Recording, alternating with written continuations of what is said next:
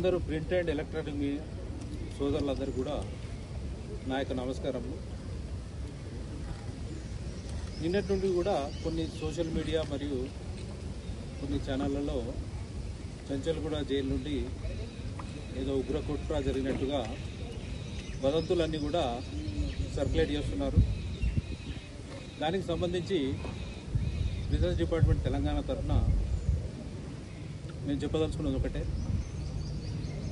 ఇట్లాంటి నేషనల్ సెక్యూరిటీకి సంబంధించినటువంటి ఇష్యూలలో ఏదైనా టెలికాస్ట్ చేసే ముందు వాటి యొక్క అథెంటిసిటీ, అంటే ఆ ఇచ్చినటువంటి ఇన్ఫర్మేషన్ కరెక్టేనా కాదా అన్నది, వచ్చిన సోర్సు కరెక్టే అన్నది ఒకసారి వెరిఫై చేసుకున్న తర్వాత టెలికాస్ట్ కానీ స్క్రోలింగ్లు కానీ పెడితే బాగుంటుందని చెప్పి నేను తెలియజేస్తున్నాను.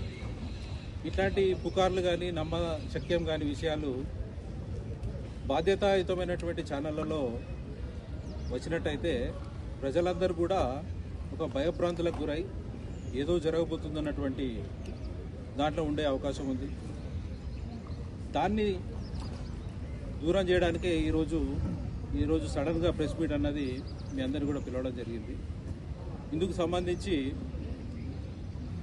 నేను చెప్పదలుచుకున్నది ఏంటంటే, చంచల్గూడ జైలు నుండి మీరు చెప్పినట్టు లష్కరే తోయిబా కానీ అట్లాంటి ఉగ్రవాదులు ఓన్లీ ఒకరే ఒకరు ఉన్నారు. ఆ జాహేద్ అనే వ్యక్తి ఒకరే ఉన్నారు. వారు ములాఖాతులు కూడా వారి భార్య తప్ప మిగతా ఎవరు కూడా రారు. వచ్చినా కానీ అత్యంత సర్వేలెన్స్లో ఇవన్నీ కూడా రికార్డ్ చేయడం